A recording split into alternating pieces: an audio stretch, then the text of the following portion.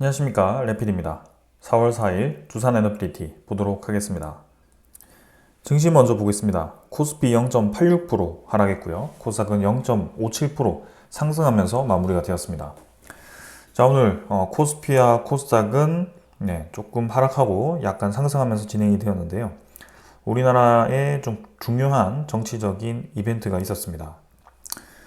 몇 개월간 이제 이어오던 그 정치적인 이벤트가 해소가 되었고요. 결론은 대통령이 이제 탄핵이 되면서 마무리가 되었습니다.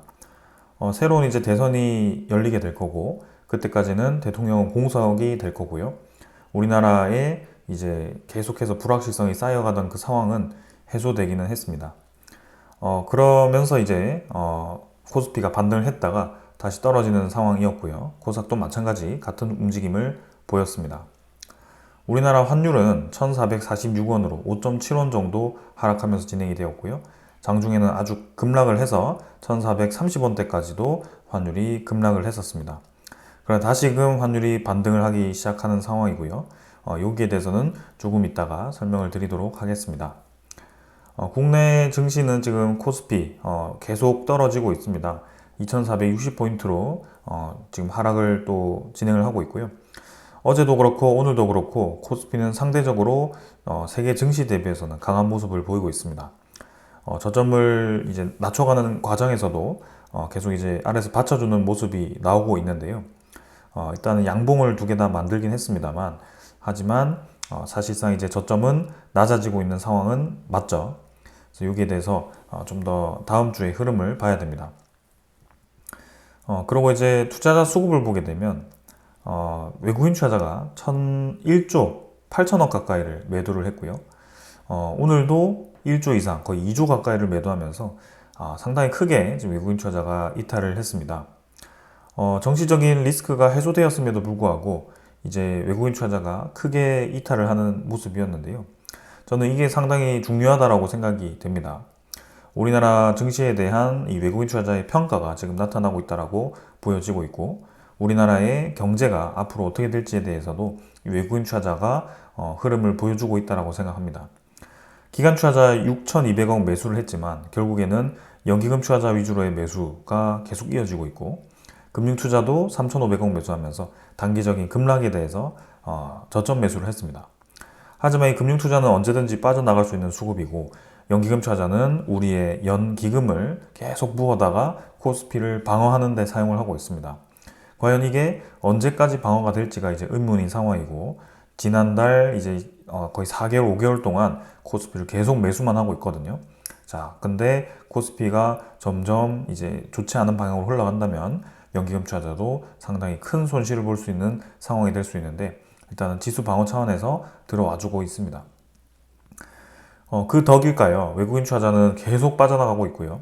지금 뭐 6일 연속 매도가 나왔고, 적지 않은 물량이죠.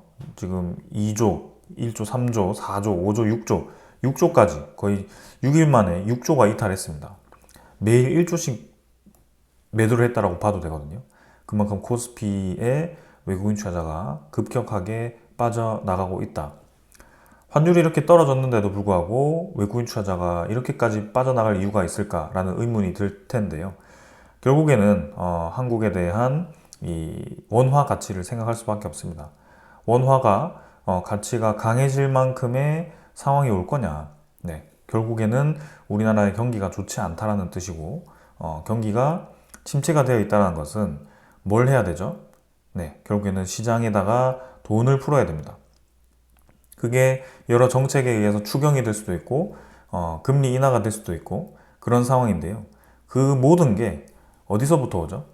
채권에서부터 옵니다. 우리나라 채권 발행을 해서 채권으로 이제 돈을 마련을 할 겁니다. 그 채권은 결국에는 많이 발행하면 할수록 가격은 떨어질 거고요. 이 채권 금리가 올라가야 되는데 이거를 우리나라는 또 방어를 해주고 있습니다. 채권 금리가 너무 이제 급변동을 하게 되면, 우리나라의 채권 가격이 떨어지게 되면 또 외국인 투자자가 대규모 이탈할 수 있기 때문에 그것을 방어하기 위해서 이 시장 금리를 또 관리를 하고 있는 상황입니다.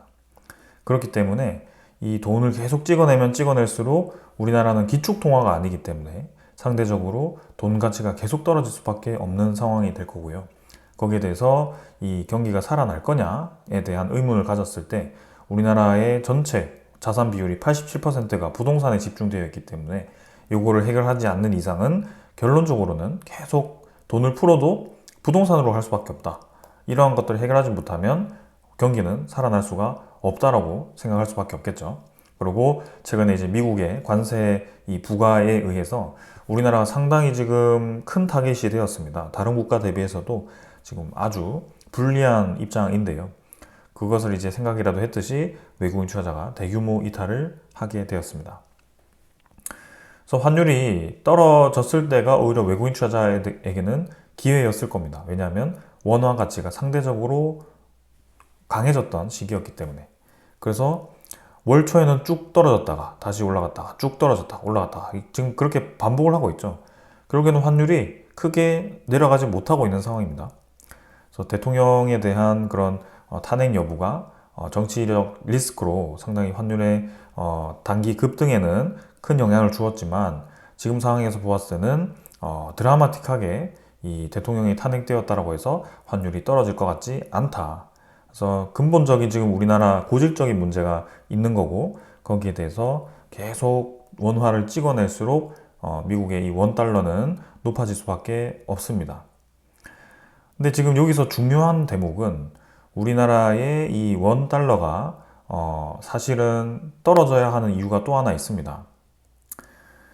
지금 이제 미국의 달러 지수가 상당히 크게 떨어지고 있는 상황인데요. 101.8까지 달러 지수가 떨어진 상황입니다. 단기적으로 아주 크게 떨어져 있는데 여기에 대해서도 우리나라는 여전히 1447원이었습니다. 달러 지수가 상대적으로 이렇게 떨어졌는데도 환율이 높다는 것은 문제가 있는 거죠. 110에서 지금 101까지 떨어졌는데 만약에라도 달러 지수가 다시 이렇게 올라가게 되는 상황이 오게 된다면 당연히 1,500원 넘을 거라고 저는 보고 있습니다. 지금 연기금 투자자가 억지로 막아내고는 있는데요. 그게 언제까지 이어질까? 이게 혹시라도 장기화가 되었을 때는 상당히 크게 문제가 될 수 있는 상황이다. 그래서 그런 부분을 우리는 생각해야 된다라고 말씀을 드리고 싶습니다. 자, 그래서 지금 별로 좋지 않은 상황이고요. 외국인 투자자가 계속 이탈한다는 거. 코스닥도 지금 마찬가지 오르긴 했지만 결론적으로는 외국인 투자자 빠져나가고 있습니다. 오늘도 800억 가까이 빠져나갔고 지금 연일 우리나라 증시에서 빠져나가고 있고 기관 투자자 매수, 금융 투자 위주로의 매수 제외하고는 사실 매수 없었습니다. 그래서 양 지수 모두 지금 좋지 않은 수급을 가지고 힘든 움직임을 가지고 있다. 해외 증시를 보겠습니다. 다우 나스닥 역대급 폭락이죠. 지금 다우가 3.98%, 4% 가까이 하락했고요, 어제. 나스닥은 5.97%, 6% 가까이 하락을 했습니다. 와, 정말 이렇게 금융위기 이후로 이렇게까지 떨어졌던 적이 있었나 싶을 정도로 아주 무섭게 지금 떨어졌고요. 자, 나스닥이 결국에는 N자로 떨어지기 시작합니다. 여기 이제 어디까지 떨어질지는 아무도 알지 못합니다. 지지라인을 형성하지 않고 계속 떨어지고 있고요. 단기간에 이렇게 반등이 나오더라도 지금은 믿을 수가 없다. 왜냐하면 이전에도 떨어질 때 보면 차곡차곡 이제 반등을 시키면서 떨어졌기 때문에, 그죠? 조금 올라가도 결국에는 이렇게 떨어지는 라인이 만들어지면 내려가는 추세인 겁니다. 제가 말씀드렸죠. 그래서 나스닥이 지금 아주 오랫동안 많이 올랐었고 이 2021년과 2022년의 패턴과 상당히 지금 유사하다. 지금 그렇게 흘러가고 있습니다. 뭐 그렇게 비슷하게 그냥 예측만 해본다면 적어도 지금 14,000포인트까지도 떨어질 수 있는 그런 상황이다라고 생각할 수 있고요. 거기서 뭐 멈출지 아니면 뭐 어떻게 될지는 아무도 알지 못합니다. 근데 뭐 이렇게 앞으로 한 달, 두 달 만에 14,000포인트 쭉 간다. 이렇게 얘기하기는 어렵겠죠. 왜냐하면 이전에도 차곡차곡 이제 내려왔던 분위기가 있는데요. 만약에라도 이제 금융위기 같은 그런 리스크가 크게 터진다라고 하면 이런 상황이 나올 수도 있겠죠. 몇 달 만에 이렇게 떨어지는. 뭐 그런데 지금은 당장은 그러지 않지 않을까라는 생각이고요. 관건은 이제 올해 중반, 후반 정도에 있을 미국의 부채가 얼마나 잘 막히느냐, 그죠? 그리고 이 관세에 의한 영향이 다른 국가에게 어떤 영향을 주느냐가 중요한 관점이 될 것 같습니다. 자, 니케이도 지금 2.75% 하락을 했고요. 뭐 계속 속절없이 떨어지고 있습니다. 아래 꼬리 달았다고 반등한다라고 생각할 수 없습니다. 아래 꼬리 달면서 지금 내려가고 있고요. 점점 니케이도 하락폭을 키워가고 있습니다. 우리나라 증시 잘 버티고 있는데요. 저는 결코 좋은 움직임 아니라고 생각하고요. 분명히 지금 해외 증시 이렇게 무너지면 코스피도 같이 무너질 가능성이 크기 때문에 상당히 주의를 해야 되는 그런 상황입니다.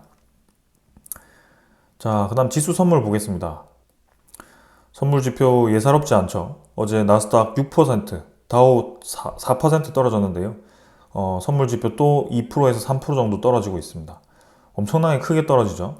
지금 단기간에 이 하락이 잡히지 않는다는 게 문제이고요. 이전 같으면 사실 이렇게까지 6%까지 폭락했으면 적어도 1, 2%는 급 반등을 하면서 진행을 하는데요. 지금 그러지 못하고 있습니다. 자, 그리고 차이나도 4% 가까이 떨어지고 있고요. 유럽 증시가 지금 엉망입니다. 이탈리아가 11.5%까지 떨어지고 있고, 자, 지금 유로톡스가 4%, 프랑스, 네덜란드, 독일 모두 그냥 폭락하고 있습니다. 이게 지금 전 세계가 정말 요동을 치고 있는 상황이고요. 이 트리거가 잘못 당겨졌을 경우에는 미국에서의 부채 문제가 아니라 다른 제3의 국가에서 부채 문제가 터지면서 디폴트 우려가 터지게 되면 이제 국제적으로 번질 수가 있다. 이 우려감이. 그래서 그게 어떻게 될지 모른다라고 계속 말씀을 드렸고 지금 상당히 위험한 시기입니다. 자, 어제는 금값도 떨어질 만큼 시장의 하락세가 대단했습니다. 그래서 금값도 최근에 불확실성으로 올라가던 차원에서 떨어졌고요. 오늘은 크게 상승 없이 진행 중입니다. 자, 국제유가가 정말 많이 떨어졌죠. 62.8달러. 경기 침체에 아주 트리거가 제대로 당겨진 것 같습니다. 72달러에서 62달러까지 10달러가 지금 폭락을 했고요. 트럼프가 완전히 그냥 시장을 망가뜨리는 그런 상황입니다. 이렇게까지 망가지는데 가만히 있냐? 아니면은 이 해소를 할 거냐? 그것을 이제 봐야 될 것 같고요. 트럼프가 정말 고집을 피우면서 계속 끌고 갔을 때는 어떤 하나가 지금 큰 문제가 생길 수도 있는 그런 상황이라고 생각이 됩니다. 모든 자산이 폭락을 하고 있는 상황입니다. 채권금리 당연히 폭락하고 있죠. 그래서 10년물 국채금리가 3.89%, 드라마틱하게 떨어지고 있습니다. 최근 이 3월 말까지만 해도 4.4%에서 왔다 갔다 했는데요. 아주 빠르게 떨어지기 시작합니다. 트럼프가 원하는 시나리오가 만들어졌지만 이게 과연 좋은 방향일까라는 의문이 들 거고요. 요거는 이제 단기적인 이 급락이 과연 이제 금융위기를 유발할 수 있을까 이런 것들도 생각을 해야 됩니다. 자, 시장이 너무 크게 무너지네요, 지금. 자, 그럼 트럼프는 지금 상호관세 여파가 미국 주식시장의 폭락에 나타난 것이 예상되었던 것이다. 의연하죠. 그래서 본인은 이제 예상을 했던 시나리오라고 얘기를 하고 있는 겁니다. 그래서 엄청난 것을 다른 나라가 제공하면 관세를 협상하겠다. 쉽게 지금 풀어주지 않겠다라는 얘기죠. 이게 이제 지금 시장에 아주 큰 리스크로 작용을 하고 있습니다. 자, 그래서 미국의 백악관도 지금 트럼프 관세 정책이 협상용이 아니다. 협상용이 아니기 때문에 이 내부 지침을 내렸고요. 결국에는 쉽게 협상하지 않고 뭔가 이득을 보고 협상하겠다는 얘기를 하고 있습니다. 그럼 미국이 과연 이득을 보게 다른 나라들이 협상을 해줄 건가? 먼저 손을 내밀었습니다. 양보해주고 정말 이제 많은 거 갖다 바치면서 우리 좀 봐달라고 얘기를 했는데요. 거기에 대해서 뒤통수를 쳤죠. 근데 또 더 달라고? 라고 하면 이제 의문이 생길 거고요. 다른 공급망을 찾을 수도 있는 그런 상황이고 미국에 대한 신뢰도가 떨어지면서 유럽을 중심으로 해서 벌써 이제 탈미국에 대한 움직임이 나타나고 있고 일본과 우리나라는 상대적으로 그런 움직임이 나타나지 않고 있지만 앞으로 어떤 움직임이 나올지는 모릅니다. 관세를 한두 푼도 아니고 정말 세게 부과를 했거든요. 이왕이면 이쯤이면 정말 이제 시장을 제대로 망가뜨리겠다라는 생각을 한 게 아닌가라는 생각이 들 정도이고요. 이렇게 시장을 망가뜨리고 부채를 꺼트리는 것이 목적이 아닌가라는 생각도 좀 듭니다. 그래서 그러한 방향으로 가고 있기 때문에 일단은 주시를 해야 될 것 같습니다. 그리고 또 다른 트리거가 당겨지고 있습니다. 미국의 2주 이상 실업수당 청구가 3년 4개월 만에 최대치를 달성을 했다고 합니다. 고용 냉각에 대한 우려가 나타나고 있죠. 신규 실업수당 청구건은 21만 1000건으로 지난주보다 6000건이 낮았고요. 전망치도 밑돌았습니다. 그럼 뭐가 문제냐? 신규는 줄었지만 계속 이제 2주 이상 실업을 한다는 것은 취직을 그만큼 빨리 못한다는 뜻이죠. 일자리를 구하지 못한 사람이 점점 쌓여간다. 그러면서 이제 고용시장이 냉각되고 있다는 것이 느껴집니다. 신규 이 실업자가 많아지는 것도 적은 것도 중요하겠지만 결국에는 빠르게 취직할 수 있는 일자리가 많은 게 중요하거든요. 근데 지금 그렇지 못하다는 게 수치로 나타나고 있고 그게 지금 경기 침체에 대한 트리거가 될 수도 있습니다. 그래서 그런 부분들을 우리 계속 주시를 해야 되고요. 정말 이제 시장 분위기 좋지 않습니다. 특히 아까 이탈리아가 11%까지 떨어지는데요. 거기에 대한 이유가 분명히 있을 겁니다. 이탈리아가 이 국가 재무 건전성에서 떨어졌을 가능성이 크고요. 이 미국 국채에 대한 가격 급 변동이 상당히 많은 국가, 많은 은행에게 영향을 줄 수가 있을 겁니다. 그래서 그런 부분들이 지금 어떤 트리거로 발생할지 모른다. 잘 봐야 된다라고 좀 생각이 듭니다. 자, 오늘 여기까지 하고 종목으로 넘어가도록 하겠습니다. 두산에너빌리티 보겠습니다. 오늘 550원 하락했고요. 2.33% 하락했습니다. 23,050원으로 마무리가 되었고요. 장 초반에는 상승으로 출발을 했다가 이렇게 그 정치적인 이벤트 발표 이후에 급락을 하면서 진행이 되었고요. 증시 전체가 또 크게 짓눌리는 상황이었고 코스피는 잘 버티긴 했지만 전반적으로 분위기가 계속 좋지 않습니다. 두산에너빌리티 결국에는 이번 정부에서 좀 많은 이제 힘을 받았고 거기에 대해서 이제 정책적으로 활성화에 대한 움직임이 나타났었고요. 성공적으로 이제 두산에너빌리티가 좀 살아났죠. 근데 그게 지금 이제 바뀔 수 있는 상황이 만들어진 거기 때문에 거기에 대해서 좀 반응을 한 것 같습니다.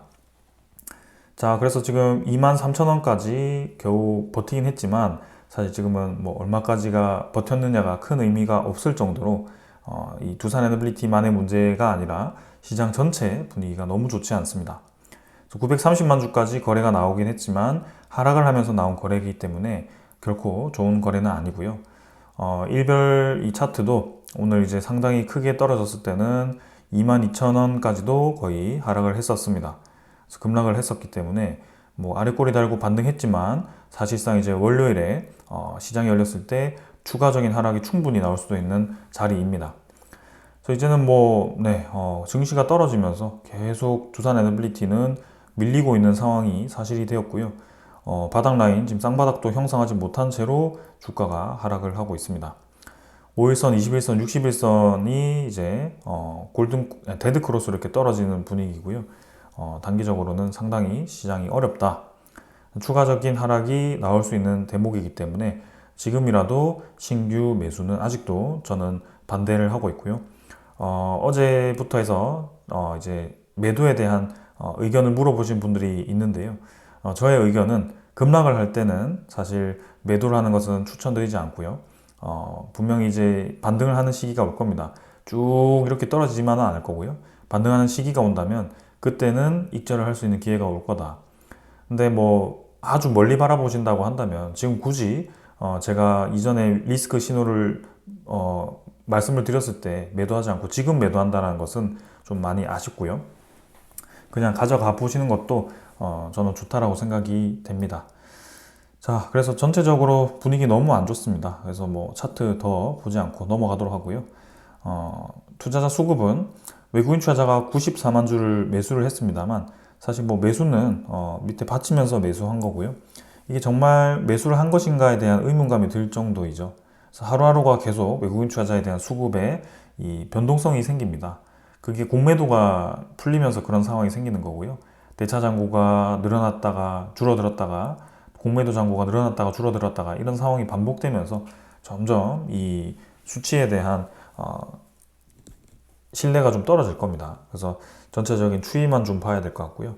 확실한 것은 주가는 떨어지고 있고 대차 잔고는 늘어나고 있고 외국인 투자자도 전체적으로 지분을 감소시키고 있는 것이 팩트인 것 같습니다. 기관 투자자도 금융 투자 위주로의 매수가 대부분이었고요. 연금 투자자 매수했는데 일단 뭐 12만 주 이틀 정도 매수한 것은 크게 지금 두산에너빌리티 주가 방어에는 도움이 되지는 않습니다. 앞으로 이제 어떻게 움직일지 좀 봐야 되고요. 사실상 이제 두산에너빌리티의 최근에 좀 좋게 볼 수 있는 소식들이 다 애매하게 불확실하게 지금 바뀌어 버리면서 단기적인 주가 상승에는 좀 어렵게 진행이 되고 있다는 것은 좀 냉정하게 좀 말씀을 드려야 될 것 같습니다.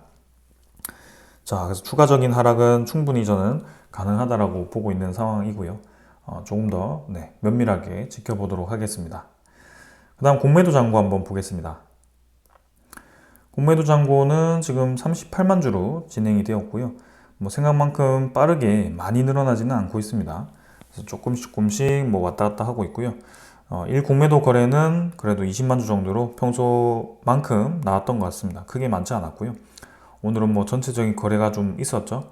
그래서 뭐 그 거래에 대비해서는 공매도 거래가 그리 많지 않은 그런 상황이었습니다. 자, 그 다음은 대차 잔고 보겠습니다. 대차 잔고는 아직 나오지는 않았고요. 일단은 뭐 좀 더 시간이 나오면 나오겠지만 지금 이제 특별한 움직임이 없었기 때문에 오늘은 상위 종목에 위치는 하지 않았던 것 같습니다. 근데 지금 보시면 여기 NXT에 대한 시간 외 거래가 지금 나타나고 있는데요. 추가적인 하락이 좀 깊게 나오고 있죠. 그래서 22,800원까지 지금 추가적인 하락을 한 상황이고요. 아까도 종목 설명 전에 말씀드렸듯이 전체 시장이 지금 크게 흔들리고 있는 상황이기 때문에 같이 지금 떨어지고 있는 상황인 것 같습니다. 그만큼 지금 어려운 시장이 펼쳐지고 있는 게 보입니다. 그 다음은 투자자 말고 거래원을 보시면 오늘 외국계는 이제 다이와 쪽에서 직접적인 매도가 좀 있었고요. 사실 뭐 눈에 띄는 수급 별로 없었고 넘어가도록 하겠습니다. 종목 상세는 아직 나오진 않았는데요. 93만 주 매수했지만 어떻게 변화했을지 또 알 수 없습니다. 그래서 좀 봐야 될 것 같고요. 23.8% 정도로 진행이 되고 있습니다. 자, 지금 두산에너빌리티 뿐만이 아니라 두산에너빌리티 관련 이제 미국의 SMR 관련 기업들도 아주 크게 지금 하락을 계속하고 있습니다. 시간의 프리마켓에서도 지금 6% 가까이 하락을 하고 있고요. 유럽 증시, 지금 미국 증시 모두 폭락을 하고 있기 때문에 지금도 다음 주 시장도 만만치는 않을 것 같다라는 생각입니다. 단기간에 호재가 어떤 것이 있을까 생각이 나지 않을 정도로 시장이 지금 갈피를 잡지 못하고 있는 그런 상황이고요. 지금은 좀 보수적으로 투자에 접근해야 될 때가 아닌가 싶습니다. 자, 그래서 분명히 이제 떨어지는 것도 기회입니다. 우리가 현금을 가지고 있다면 많이 떨어질수록 또 저가 매수를 할 수 있는 기회인 거기 때문에 좀 그렇게 긍정적으로 생각할 수 있는 거고요. 수익을 내지 못하고 들고 계신 분들 입장에서는 좀 안타깝긴 하지만 그래도 두산에너빌리티 성장성이 지속된다면 이 큰 위기감을 이겨내고 다시금 올라갈 수는 있을 겁니다. 근데 이 하락에 대한 깊이가 얼마나 오래 가고 얼마나 길어질지는 저도 알 수는 없는 상황이고요. 그 기간에 따라서 복귀하는 데 걸리는 시간까지도 또 오래 걸릴 수가 있습니다. 결국에는 금융위기를 보았을 때도 코스피가 반토막이 났을 때도 한 1, 2년 만에 다시 회복하는 모습이 있었거든요. 그만큼 이제 이 증시에 대한 위기는 분명히 돌아오게 되어 있습니다. 그러나 그 위기를 기회로 활용할 수 있는 상황을 만들고 싶었고요. 그런 상황을 계속 좀 설명을 드렸던 것 같습니다. 자, 오늘 이 정도로 이제 기술적인 부분은 말씀드렸고 종목에 대한 소식을 전달드리도록 하겠습니다. 뭐 사실 계속 이제 주목되는 것은 체코 원전에 대한 본계약을 언제 할 거냐에 대한 얘기인데요. 결국에는 지금 우리나라 대통령이 공백인 상황이 되었습니다. 그래서 이 체코 입장에서도 대통령 간의 이제 계약은 힘들어진 상황이고요. 최소한 이제 6월 달은 가야지 이 대통령 간의 계약이 가능할 수 있는 그런 상황이 될 겁니다. 그래서 이왕 이렇게 된 거 계속 계약을 미룰 수도 있는 그런 상황인 것 같고요. 우리나라가 이제 30% 그것을 이제 현지화율을 만족하면 계약을 하겠다라고 산업부 장관이 그 체코의 산업부 장관이 얘기를 했지만 지금 이렇게 대통령이 탄핵이 되면서 그가 추진하던 이제 정책들이 무산이 된다라고 하면 이것 또한 체코 입장에서도 좀 이제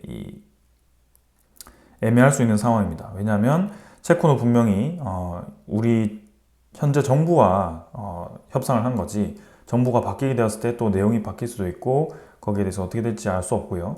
체코 입장도 마찬가지입니다. 체코도 결국에는 지금이 우리나라에게 우선 협상자 대상자를 선정한 거지 이제 10월 이후에 총선이 새로 되었을 때는 또 말이 달라질 수 있거든요. 그래서 우리 입장에서는 빠르게 본계약을 체결하는 것이 맞았는데 지금 계속 좀 본의 아니게 이 기간이 미뤄지는 것 같습니다. 그래서 아직도 소식이 나오지 않는다는 것은 적어도 4월 말까지는 가야 된다는 그런 소식인 것 같고요. 이게 더 길어지면 이제 5월 달로 들어갔을 때는 정말 우리가 급해질 수 있다. 자, 그래서 체코에서도 한국의 탄핵 정국 흐름을 주시를 했고요. 네, 이렇게 최근 체코 언론에 따르면 체코 정부 국가경제위원은 계약 체결의 연기 가능성을 거론했다. 한국의 조기 대선 문제 등이 원전 계약에 장애물이 될 수 있다라고 얘기를 하고 있고요. 완전히 정치적인 상황을 무시할 수 없다라는 얘기겠죠. 그리고 체코 전력공사의 대변인은 지금 이제 거의 완료가 되었는데, 문구상으로는 완료가 되었는데 상반기 중 계약 체결이 될 수 있다. 이 내용 자체가 큰 틀 합의는 마무리되었지만 정치적인 외부 요인이 해결되어야지 최종 계약 체결이 가능하다라고 얘기를 하는 것 같습니다. 그래서 우리나라의 정치적인 문제도 좀 있었지만 지금 프랑스 EDF가 계속 체코 쪽에 이 항의를 넣고 있습니다. 그게 기각이 되지 않으면 지금 시간이 끌릴 수밖에 없는 상황이고요. 프랑스 EDF도 지금 이러한 상황을 잘 알고 있을 겁니다. 시간 끌수록 한국이 불리하겠구나. 그러니까 계속 저렇게 딴지를 걸고 있는 거고요.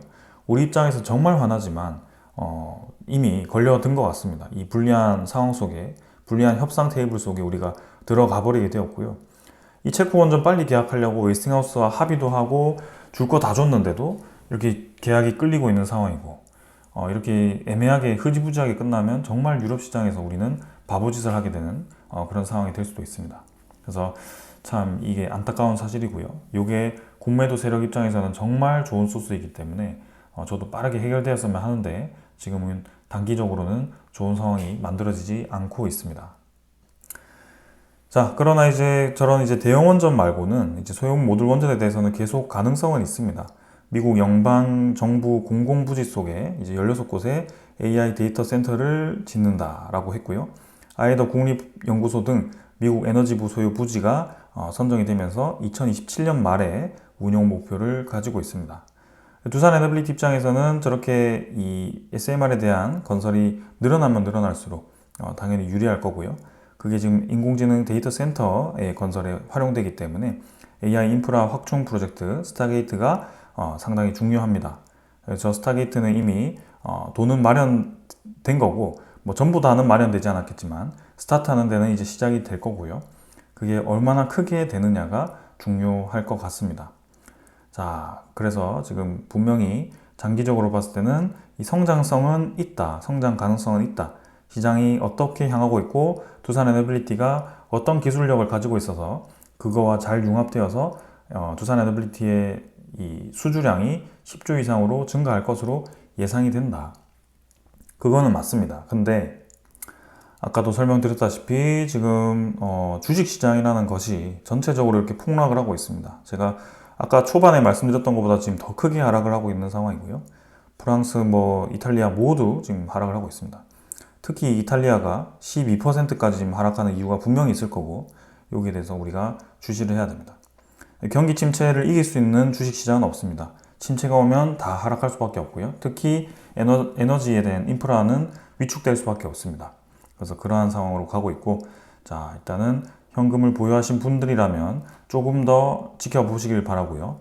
지금 이 주식을 가지고 계신 분들이라면 좀 더 긴 호흡을 가지고 대응을 해야 된다고 생각하시면 될 것 같습니다. 자, 오늘 여기까지 하고 마무리하고요. 제가 또 중요한 소식이 있거나 앞으로에 대한 대응 방향을 어떻게 가져가야 될지에 대한 영상을 계속 정리해서 말씀을 드리도록 하겠습니다.